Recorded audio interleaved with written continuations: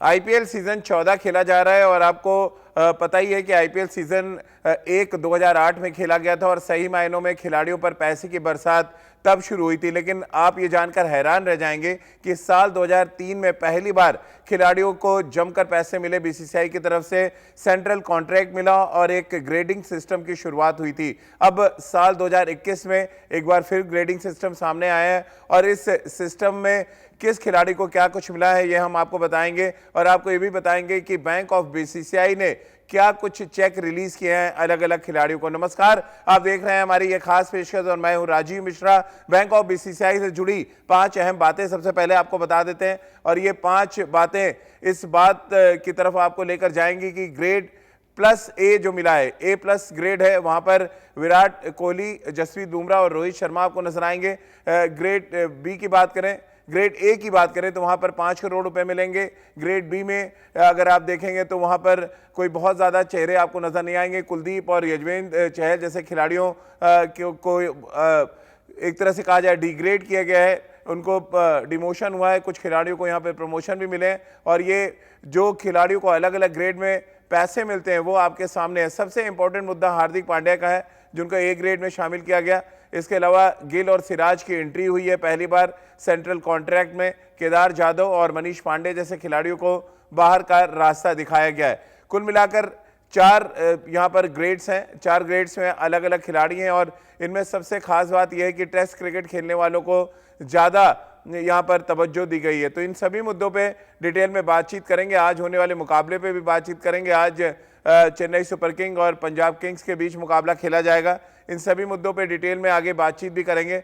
हमारे साथ हमारा क्रिकेट पैनल भी जुड़ेगा, उनसे हम बातचीत का सिलसिला शुरू करें उससे पहले आपको दिखाते हैं कि सबा करीम, विराट कोहली के कोच राजकुमार शर्मा जी और रितेंद्र सोढी हमारे साथ जुड़ेंगे। और बड़ा इंटरेस्टिंग मसला है आज, क्योंकि बैंक ऑफ बीसीसीआई में जब ग्रेडिंग सिस्टम सामने आता है तो ये इस बात की तरफ इशारा करता है कि भविष्य हम किन खिलाड़ियों में देख रहे हैं और किन खिलाड़ियों को बीसीसीआई चुका हुआ मान रहा है। इस पर डिटेल में बातचीत करें उससे पहले आपको एक रिपोर्ट दिखाते हैं कि किस तरह से साल 2003 में पहली बार ग्रेडिंग सिस्टम की शुरुआत हुई। तब खिलाड़ी को, ए ग्रेड के खिलाड़ी को 60 लाख मिलते थे, बी ग्रेड के खिलाड़ी को 30 लाख और सी ग्रेड के खिलाड़ी को 15 लाख। यानी कि 14 सालों में बहुत कुछ बदल गया और इन बदलते सालों में जो एक चीज नहीं बदली है वो टेस्ट क्रिकेटर्स की कीमत। तो चलिए सबसे पहले ये रिपोर्ट देखिए और उसके बाद इस चर्चा को आगे बढ़ाते हैं। तो बैंक ऑफ बीसीसीआई का विजन आपने देख लिया और ये विजन इस बात की तरफ इशारा कर रहा है कि किन खिलाड़ियों की तरफ वो फ्यूचर में आगे देख रहे हैं और किन खिलाड़ियों को अपना फ्यूचर नहीं दिख रहा है। इसी मुद्दे पे आगे डिटेल में बातचीत कर लेते हैं। हमारे साथ सबा, रितेंद्र और राजकुमार जी हैं। सबा, क्योंकि बीसीसीआई से आप जुड़े रहे हैं और ये ग्रेडिंग सिस्टम जब आया 2003 में तब आप शायद क्रिकेट खेल भी रहे होंगे, कैसे आप देखते हैं ये जो अभी ग्रेडिंग सिस्टम आया और ख़ासतौर से कुछ खिलाड़ी ऐसे जो सीधे ए ग्रेड से सी ग्रेड में भेजे गए, वो चाहे हम भुवनेश्वर कुमार की बात करें, यजुवेंद्र चहल की बात करें या कुलदीप यादव की, क्या इनमें बीसीसीआई अपना फ्यूचर नहीं देख रहा है जो इतना तगड़ा डिमोशन हुआ है इनका?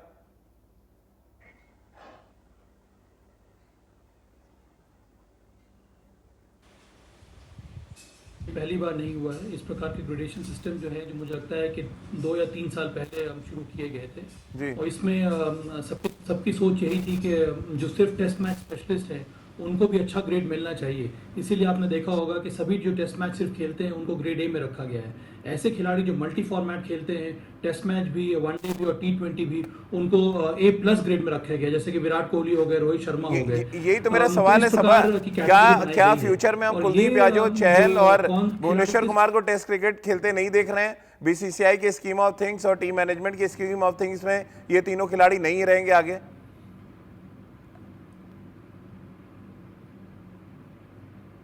नहीं, जरूर रहेंगे राजीव। ये निर्भर करता है प्रदर्शन के ऊपर। पिछले साल उनका किस प्रकार का प्रदर्शन रहा है वो डिसाइड करता है कि आने वाले 1 साल में उनको किस प्रकार का कॉन्ट्रैक्ट मिलेगा। अगर इस दरमियान उनका प्रदर्शन अच्छा होता है, अगर टीम मैनेजमेंट को लगता है कि वो टेस्ट मैच भी खेल सकते हैं, उनको मौका अगर मिलता है टेस्ट मैच में, तो आने वाले साल में उनको फिर अपग्रेडेशन भी हो सकता है। तो ये सिर्फ 1 साल का ही कॉन्ट्रैक्ट है और ये बहुत कुछ निर्भर करता है आपके प्रदर्शन के ऊपर। तो एक बहुत बड़ा इंसेंटिव भी है कई सारे खिलाड़ियों के लिए कि अगर आपको मल्टी फॉर्मेट खेलना है तभी आपको ग्रेड ए प्लस मिलेगा, नहीं तो फिर आप ग्रेड बी या फिर आप ग्रेड सी में रहेंगे। इसीलिए मुझे लगता है कि ये बहुत अच्छी सोच है बीसीसीआई की तरफ से जब से ये ग्रेडेशन सिस्टम लागू हुआ है, और नहीं केवल ये मेंस टीम के लिए है पर ये विमेन टीम के लिए भी है। और उसके साथ साथ राजीव, इसमें अगर आप x number of one day matches खेल लेते हैं तो फिर ऑटोमेटिकली आपकी जो एंट्री हो जाती है सबसे लो वाले ग्रेड में। बिल्कुल राजकुमार जी, लेकिन थोड़ा सा मैं डिफर करूंगा सभा की बात से। उनका ये कहना है कि तीनों फॉर्मेट जो खेल रहे हैं उन पे ज़्यादा जो कॉन्ट्रैक्ट सिस्टम जब बनता है या ग्रेडिंग होती है तो उन पे ज़्यादा ध्यान दिया जाता है। अब अश्विन और जडेजा का रोल हम देख लें, वो वनडे क्रिकेट खेलते नहीं है। अगर हम T20 की बात करें, जडेजा कुछ एक मैचेस के लिए वापस आए पिछले साल में, ऐसे में उनको ग्रेड ए में रखा गया। अब ये सीनियरिटी भी क्या यहाँ पर ध्यान में रखा जाता है? राजीव, सीनियरिटी के अलावा परफॉर्मेंस, जैसा सभा ने कहा, मैं बिल्कुल एग्री करता हूं सभा से कि जो लास्ट ईयर आपका परफॉर्मेंस रहा है वो बहुत काउंट होता है इसमें। और साथ साथ चयनकर्ता और कप्तान, टीम मैनेजमेंट, कोच सब मिलकर ये डिसाइड करते हैं कि आगे फ्यूचर क्या है, पास्ट परफॉर्मेंस क्या रहा है और फ्यूचर क्या दिखता है। ये सारी चीज़ें कंबाइन होती हैं तब ये कॉन्ट्रैक्ट दिया जाता है। और काफ़ी सोच विचार किया जाता है, सारे नेशनल सेलेक्टर्स और बीसीसीआई के ऑफिशियल सब इन्वॉल्व होते हैं इसमें, और काफ़ी हद तक बहुत ट्रांसपेरेंट होता है ये। बिल्कुल। और रितेंद्र, दो खिलाड़ी और हैं जिनको यहाँ पर प्रमोशन मिला और तगड़ा प्रमोशन मिला, ऋषभ पंत और हार्दिक पांड्या। ऋषभ पंत का तो समझ आता है, तीनों फॉर्मेट खेल रहे हैं। हार्दिक पांड्या ने तो पिछले साल में क्रिकेट ही नहीं खेली है बहुत ज्यादा। अब उनको सीधे ए ग्रेड देना कैसे देख रहे हैं आप? रजी, सबसे पहले यहाँ पे मैं मुबारकबाद देना चाहूंगा बीसीसीआई को, तमाम सिलेक्टर्स को, क्योंकि ये बहुत अच्छी सिलेक्शन है। अगर हम हार्दिक पांड्या की बात करते हैं, आपने बिल्कुल सही कहा कि वो ज्यादा क्रिकेट नहीं खेले हैं, लेकिन जितनी खेले हैं उन्होंने अपनी क्षमता दिखाई है। तो अगर हम फ्यूचर की बात करें, हार्दिक पांड्या हमारे फ्यूचर है, हमारे फ्यूचर ऑलराउंडर है। ऋषभ पंत, जग जाहिर है, जिस तरह उन्होंने ऑस्ट्रेलिया में खेला, इंग्लैंड के खिलाफ खेला, उनका प्रमोशन बनता था। भुवनेश्वर कुमार, कुलदीप यादव ज्यादा क्रिकेट नहीं खेले हैं। चहल इन पैचेस अच्छा कर रहे हैं। तो ये पूरा परफॉर्मेंस ओरिएंटेड है और 1 साल की परफॉर्मेंस देखी जाती है। आप अच्छा करेंगे आपको प्रमोशन मिलेगी, आप अच्छा नहीं करेंगे आप नीचे जाएंगे। तो बहुत ट्रांसपेरेंट है। तो जी हाँ, ये मोटिवेशन भी है प्लेयर्स के लिए, जो अब नीचे आ गए हैं वो और मेहनत करेंगे और मैचेस खेलेंगे, अच्छा करेंगे भारत के लिए, वो ऊपर आएंगे। तो I think this is crystal clear and again heartiest congratulations to BCCI. Saba, 2003 भी थोड़ा याद कर लेते हैं, जब पहली बार कॉन्ट्रैक्ट सिस्टम आया और उसके बाद ग्रेडिंग दी गई प्लेयर्स को, ए ग्रेड, बी ग्रेड और सी ग्रेड। तब 3 ग्रेड बने थे, 60 लाख, 30 लाख और 15 लाख का तब ये ग्रेड बना था।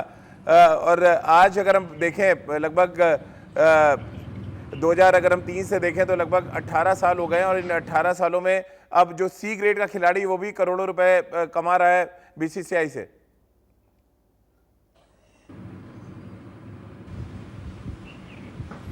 राजीव, मुझे तो लगता है कि एस्केलेशन और होना चाहिए, क्योंकि इसके ऊपर से खिलाड़ियों को इस समय पर मैच फी भी मिलती है। टेस्ट मैचेस में ज़्यादा होती है, एक दिवसीय क्रिकेट और फिर T20 में उससे साथ थोड़ी बहुत कम हो जाती है। मुझे लगता है कि जितनी रेवेन्यू बीसीसीआई को मिल रही है इस समय, उसका बहुत बड़ा पोर्शन जो है वो खिलाड़ियों के ऊपर जाना चाहिए। और यहाँ पर मेन क्रिकेट के साथ साथ विमेंस क्रिकेट को भी कॉन्ट्रैक्ट देना शुरू कर दिया है बीसीसीआई ने। मुझे लगता है कि आने वाले समय में वहाँ पर भी अपग्रेडेशन देखने को मिलेगा। और एक और बात है राजीव, कि ये जो कॉन्ट्रैक्ट दिया जाता है वो एक तो परफॉर्मेंस पर दिया जाता है, पिछले साल का प्रदर्शन किस प्रकार का रहा था, और पोटेंशियल पर दिया जाता है कि आप आने वाले समय में चयनकर्ताओं को क्या लगता है कौन सा खिलाड़ी कौन से फॉर्मेट में खेल सकता है, उसको भी ध्यान में रखकर ही ये इस प्रकार का कॉन्ट्रैक्ट दिया जाता है। देखिए, हम लोग बहस कर सकते हैं किस खिलाड़ी को कौन से ग्रेड में होना चाहिए, कौन से कैटेगरी में होना चाहिए, पर ये जो सिस्टम लागू किया गया कॉन्ट्रैक्ट का, ये मुझे लगता है बहुत अच्छा है। और सारा का सारा ये जो चयन होता है ये नेशनल सेलेक्टर्स ही चयन करते हैं, इसमें और किसी का भी कोई भी इन्वॉल्वमेंट नहीं होता है। बिल्कुल। तब तो फिर तो राजकुमार जी, ईशांत शर्मा में क्या पोटेंशियल दिख रहा है ये भी सोचना पड़ेगा। अब ये पोटेंशियल पे मिला है या उनके अचीवमेंट पे, ये भी एक बड़ा सवाल होगा, क्योंकि ए ग्रेड में है और एक फॉर्मेट खेलते हैं और वो भी कभी कभी खेलते हैं। चलिए इस पे कभी डिटेल में बहस करेंगे आज, क्योंकि आईपीएल के मैचेस चल रहे हैं और आईपीएल के मैचेस में भारतीय खिलाड़ियों का जलवा देखने को मिल रहा है। और खासतौर से भारतीय तेज गेंदबाज और भारतीय बाएं हाथ के तेज गेंदबाजों की बात करें तो वो इन दिनों महफिल लूट रहे हैं। तो आइए आपको दिखाते हैं 2 युवा ऐसे बाएं हाथ के तेज गेंदबाज जो महफिल लूटने का काम कर रहे हैं। और सेलेक्टर्स कहीं ना कहीं ये सोच रहे होंगे कि अब उनको ग्रेडिंग सिस्टम में आने वाले साल में कैसे जगह दी जाए। सालों बाद या यूं कहें आईपीएल इतिहास में पहली बार ऐसा देखने को मिला था कि एक नहीं, दो नहीं, बल्कि 3 लेफ्ट आर्म सीमर एक साथ मैदान पर उतरे हों। और अच्छी बात यह कि 2 उनमें से भारत के बाएं हाथ के लेफ्ट आर्म सीमर थे। और रितेंद्र, जिस तरह से गेंदबाजी कर रहे हैं इन दिनों, खासतौर से पंजाब के अर्शदीप सिंह की बात करें, क्योंकि आप सीएससी में आ चुके हैं, आपकी भी नज़र होगी इन गेंदबाजों पे, क्योंकि आगे कभी जब कॉन्ट्रैक्ट लिस्ट बनेगी या जो ग्रेडिंग सिस्टम होगा, आप उनमें अपनी बात रख सकते हैं। कैसे आप देख रहे हैं अर्शदीप सिंह को, जिस तरह की चेतन ने गेंदबाजी की, या जयदेव उनदकट की बात करें, वो थोड़े वेटरन हो गए पर उनकी भी बात हम कर सकते हैं, या टी नटराजन एक और जो अभी करंट इंडियन टीम में खेल रहे हैं। एक लेफ्ट आर्म सीमर्स की फौज सी नजर आ रही है इन दिनों आईपीएल में। जी हाँ राजीव, आपने बिल्कुल सही कहा और ये दर्शाता है भारतीय टीम की जो इंफ्रास्ट्रक्चर है, जो तैयारी है, जिस तरह डोमेस्टिक क्रिकेट होती है। अब हमारे पास विकल्प हैं और एक समय ऐसा होता था आपको एक विकल्प नहीं मिलता था, कोई प्लेयर चोटिल होता था और टीम को स्ट्रगल करना पड़ता था। लेकिन अब ऐसा नहीं है, बुमराह नहीं खेलेंगे, मोहम्मद सिराज तैयार हैं। और अगर हम युवाओं की बात करते हैं, चेतन की बात करें, अर्शदीप की बात करें, जयदेव उनादकट, जी हाँ एक्सपीरियंस है, लेकिन उन्होंने जिस तरह की फॉर्म अभी तक आईपीएल में दिखाई है उनके बारे में भी सिलेक्टर्स सोच सकते हैं। तो जी हां, अब तमाम पूल तैयार है और भारत की कभी फास्ट बॉलिंग में ज्यादा बात नहीं होती थी। प्रतिद्वंदी यही कहते थे कि भारत में अच्छे स्पिनर्स हैं, ये स्पिनर्स का हब है। लेकिन अब तस्वीर बदल गई है और हमारे पास तमाम बेशुमार ब्रिलियंट बॉलर्स हैं, जो बहुत अच्छे संकेत हैं भारत के लिए और खतरे की घंटी है प्रतिद्वंदियों के लिए। राजकुमार जी, अगर मैं आपको रेट करने को बोलूं, चारों ही गेंदबाजों को आपने देखा इनिशियली, अभी ये टूर्नामेंट बहुत शुरुआती दौर में है, लेकिन जिस तरह से चेतन ने गेंदबाजी की, जो अर्शदीप सिंह कर रहे हैं, या टी नटराजन की हम बात कर लें, या जयदीप उनदकट जो बहुत वेटरन है लेकिन क्योंकि अच्छा परफॉर्म कर रहे हैं तो हम उनको भी लिस्ट में डाल रहे हैं, और खलील अहमद जो बाहर बैठे हैं, अगर उनको भी डाल रहे हैं तो 5 लेफ्ट आर्म सीमर्स हैं इस समय पूल में।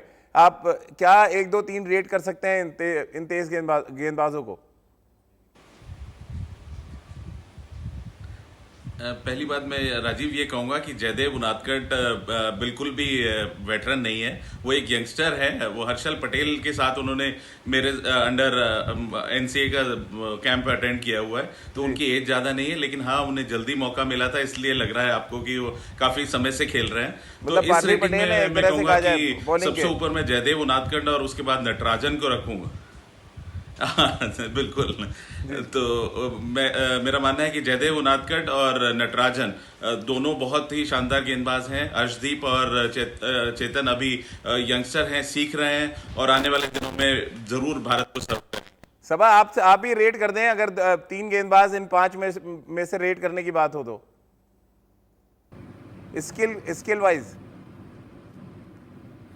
रेट तो मैं करूंगा, पर उसके पहले दो और गेंदबाज बचे हुए हैं। मेरीवाला है जो दिल्ली कैपिटल्स हैं, जो बड़ौदा के लिए उन्होंने शानदार प्रदर्शन किया है। मुझे उम्मीद है कि आने वाले मैचेस में उनको भी मौका मिलना चाहिए। उसके साथ साथ खलील अहमद हैं, तो खलील अहमद कहाँ चले गए ये भी उनका ही पता नहीं चल रहा है, पर वो भी होनहार है, उनको मौका मिलेगा तो वो भी अच्छा प्रदर्शन करेंगे।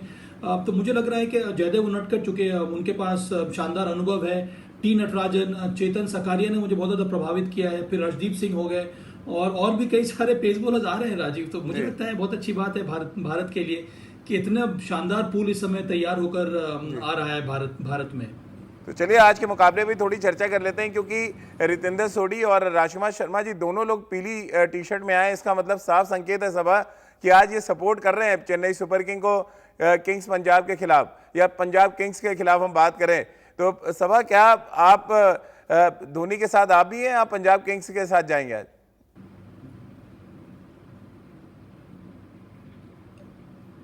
अरे इतना जल्दी इन दोनों ने टोपी कैसे बदल ली भाई? सुबह में तो सीएसके के साथ थे। ये नहीं हो सकता, ये अलाउड नहीं है। एक बार आपने किसी टीम को पकड़ लिया तो फिर आपको उसी के साथ लगे रहना होगा। मेरा हमेशा से मानना रहा है कि पंजाब किंग्स से मुझे लगता है कि पलड़ा भारी है आज के इस मैच में। जी राजकुमार जी बताएं जल्दी से। नहीं, मैं भी पंजाब के साथ ही हूँ, भले येलो मैंने पहना हुआ है, लेकिन आप रितेंद्र की तरह टी शर्ट बदल नहीं पाएंगे, क्योंकि हम आपको ऑन कैमरा हटा नहीं सकते राजकुमार जी। नहीं, बिल्कुल ठीक कह रहे हैं रितेंद्र, आप बताएं पीली टी शर्ट का माजरा है क्या ये? जी हाँ, बिल्कुल। मैं ये बताना चाहता हूँ क्योंकि जब अभी पिछले मैचेस घटे हैं मैंने टीमों की सपोर्ट की, वही टी शर्ट डाली और वो टीमें बुरी तरह हारी हैं यहाँ पे राजीव। इसीलिए आज मैं येलो टी शर्ट पहले से डाल के बैठा हूँ और पूरा मैच डाल के आराम से बैठूंगा जब तक चेन्नई हार नहीं जाती। तो साबा भाई, राजकुमार जी, मैं बिल्कुल आपके साथ हूँ। आज पंजाब जीतेगी, इक्की दुक्की चक दवांगे, लोड़ पई ता चेन्नई सुपर किंग नू तक दवांगे। लेकिन सभा मुश्किल ये है कि अगर आईपीएल की बाकी फ्रेंचाइजी हमारा शो देख रही होंगी तो रितिंदर को कम से कम पनौती मान लेंगी और जिस कलर का टी शर्ट वो पहनेंगे उसका उल्टा लोग यहाँ पे जाएंगे। चलिए, बहुत बहुत शुक्रिया रितिंदर आपका, राजकुमार जी आपका और सभा आपका भी हमारे साथ जुड़ने के लिए। तो हमारी इस खास पेशकश में फिलहाल इतना ही।